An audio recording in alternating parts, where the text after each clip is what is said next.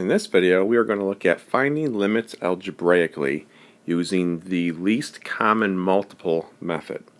So this is where, when we plug in initially, we want to first make sure you get 0 over 0. So notice in this example here, if I were to plug 0 in for x, I would get a quarter minus a quarter. So very quickly we see that we have 0 over 0. And also notice that we have complex fractions. So basically you have fractions within one large fraction. So this idea of a least common multiple. What we're going to do here is we're going to look at all of our denominators. Okay, we have three main terms here. If we look at our denominators, okay, I'm going to just circle them there. To find our least common multiple, what we can do every single time is just multiply these quantities together. So we have the 1 times the 4 times the x plus 4. So we're just going to say this is 4 times x plus 4. Now you do not want to distribute that.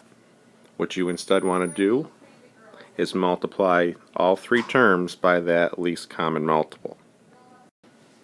So we're going to multiply all three terms. In particular, we're going to multiply the numerators by our least common multiple of 4 times the quantity x plus 4.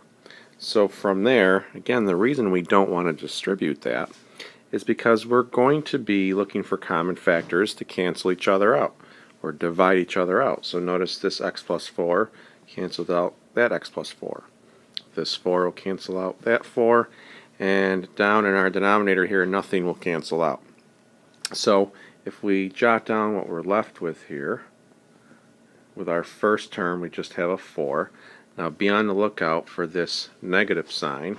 We're going to have to distribute that negative to each of those pieces that are remaining, right? Both that x and that 4. So I'm going to have a minus x minus a 4 all over. I'm just going to keep this in the bottom as is. So from there, notice that we have a positive 4 and a minus 4. That's going to go to 0.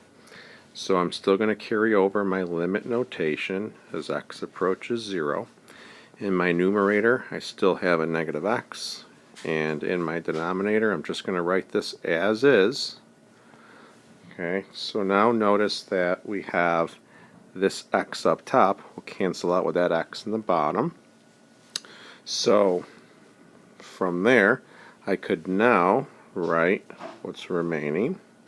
Up top, I'm left with a negative 1. On the bottom, I have a 4 times an x plus 4 left over.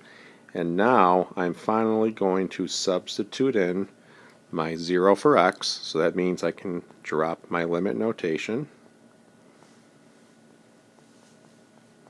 So when I'll go over here, clean this all up, we end up with negative 1 over 16 for our limit. So the bottom line is we need to find our least common multiple. We can do that by simply multiplying our three denominators together.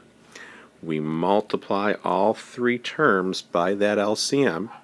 We're going to apply that to the numerator, cancel out a bunch of terms, and then resubstitute at the end.